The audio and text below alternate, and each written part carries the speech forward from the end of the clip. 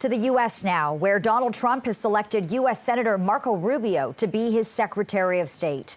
It puts the Florida-born politician on track to be the first Latino to serve as America's top diplomat. Rubio has said in recent interviews that Ukraine needs to seek a negotiated settlement with Russia rather than focusing on regaining territory taken in the last decade. He was also one of 15 Republican senators to vote against a $95 billion military aid package for Ukraine.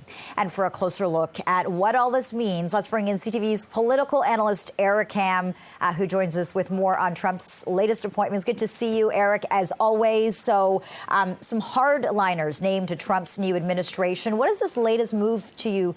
What does it say to you about Trump's approach on foreign affairs? Clearly, what we're seeing here is Donald Trump is going to take a very different approach to Ukraine than we saw with the Biden administration that actually moved to pull much of the West together to unite against Russia. Donald Trump has already telegraphed in very stark terms that he wants to see this war end, but it will end on terms that are actually more beneficial to Putin than to Ukraine and President Zelensky. And clearly what we're seeing now is Donald Trump wants to put someone in that position at the top as the top diplomat who will send that message loud and clear to President Zelensky that it is time to negotiate and negotiate a deal, because clearly under the Trump administration, the United States will not be there. I want to talk about Marco Rubio for a little bit longer here, Eric, because he's also spent much of his political career talking about China, attacking China, talking about the China threat theory. So what do you think this is going to mean for U.S.-China relations?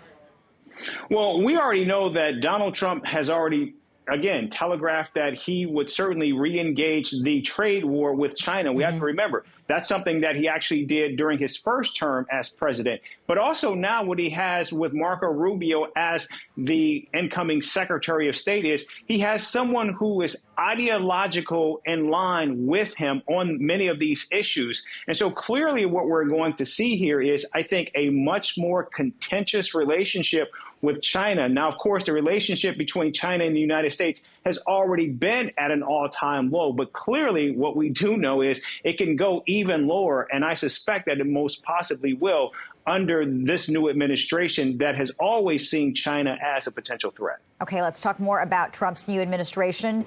Trump naming Tom Homan as his border czar, saying that there's nobody better at policing and controlling our borders. I think we all know what this means.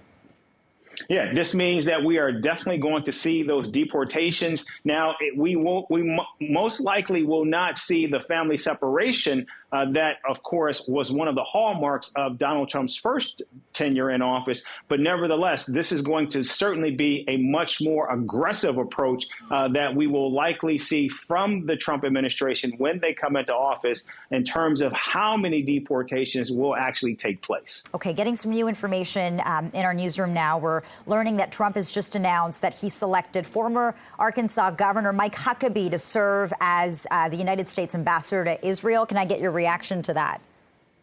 That's actually a very stunning move because Asa Hutchinson has always been one of those George H.W. Bush Republicans, someone who was a moderate. We know that he served extensively in the George W. Bush administration, certainly has the temperament and the background for a role like this. And then also, given the fact that we know that already Benjamin Netanyahu and Donald Trump are having ongoing discussions about the way forward with Lebanon, Gaza, and of course, Iran, this is going to be a very, very key position for Donald Trump to fill for the next 4 years. How do you think Donald Trump is going to approach the Israel-Hamas war? Well, this selection of Asa Hutchinson in this role, I think, leaves some room for maneuvering for Donald Trump, because Donald Trump had made clear that that he had given that if coming into the office, he would give Netanyahu a green light to do what he needs to needs to be done. In fact, he says that he told Netanyahu in a phone call, do what you have to do. But clearly, with this new role, with this new ambassador, it seems as though there's going to be much more emphasis on trying to actually get a negotiated ceasefire rather than simply allowing Netanyahu to just have carte blanche to do as he pleases. Okay. We know you'll be watching really closely. CTV's political analyst Eric Ham joining us with the latest on Donald Trump's appointments. Good to be with you. Thank you. Thank you.